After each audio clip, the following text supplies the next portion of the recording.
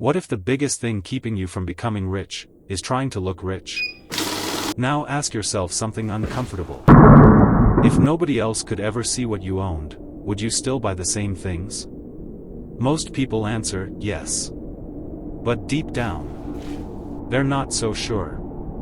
Mark Zuckerberg is worth over $150 billion. He wears the same plain gray t-shirt almost every day.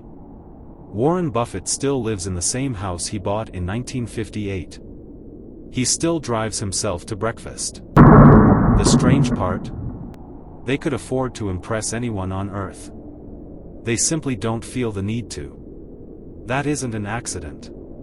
It's a completely different way of thinking about money. Because looking rich and becoming rich are two completely different games. We've been taught the same formula our entire lives. Work hard. Earn more. Buy better things. Show the world you've made it. But nobody tells you the hidden rule. It isn't enough to have more. You're expected to make sure everyone else knows you have more. And that's exactly where the trap begins. Because looking rich attracts attention. Looking ordinary protects freedom. Most people think expensive purchases are about quality. They're not. They're about identity. A phone that costs twice as much doesn't make twice as many calls. A luxury watch doesn't tell better time. A designer jacket doesn't keep you twice as warm. So why do people willingly pay thousands more? Because they're not buying the product.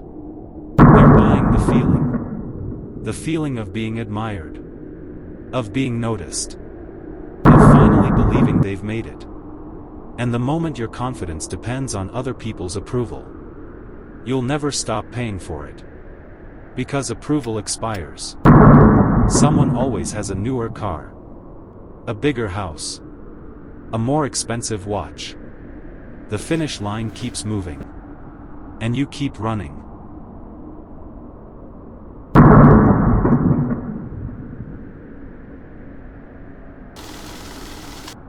It's trying to make sure you belong. Thousands of years ago, being accepted by your tribe meant survival. That instinct never disappeared. The tribe changed. But the need to belong didn't. Today, luxury cars, designer clothes, expensive brands, they've become modern status signals. Your brain quietly whispers, if people see I'm successful, they'll value me more. This isn't just about spending more money. It's about spending money to earn approval. And approval is one of the most expensive addictions you'll ever have. Because what impressed people 6 months ago soon becomes normal. Then you upgrade again. Not because your life became better. Because your identity needs another reminder. The people who quietly build real wealth eventually stop renting an identity they can never truly own. Instead, they build something much harder to see. Real confidence. One person buys proof. The other buys peace. And peace doesn't need an audience. Now here's the part almost nobody talks about. The wealthy don't just ignore status. They quietly use it as an advantage. Think about someone driving a 10-year-old Toyota. Most people immediately assume they can't afford anything better. But what if that's exactly what they want you to believe? Because when people expect less from you, you feel less pressure to impress them. You stop making financial decisions for an audience. You start making them for yourself. And that's where real wealth begins. Every dollar spent buying an image is one less dollar buying your freedom. That's not philosophy. That's simple math. Before you leave, picture yourself walking into work tomorrow. Plain clothes. A reliable car. No designer logos. Nothing that tells people you've made it. Would you still feel successful? Or would part of you feel like you had something to prove? Because the day you stop needing strangers to believe you're successful is usually the day you start becoming successful. People can see your car. People can see your clothes. People can see your watch.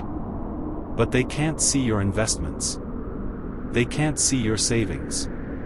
They can't see the freedom you're quietly building. And maybe that's exactly how real wealth is supposed to look. One day, you'll stop asking, "How do I look rich?" And you'll start asking, "How do I become free?" That's the day your financial life changes forever. Because it was never about the gray t-shirt. It was never about the old house. It was never about the Toyota. It was about never needing the world to tell you that you'd made it.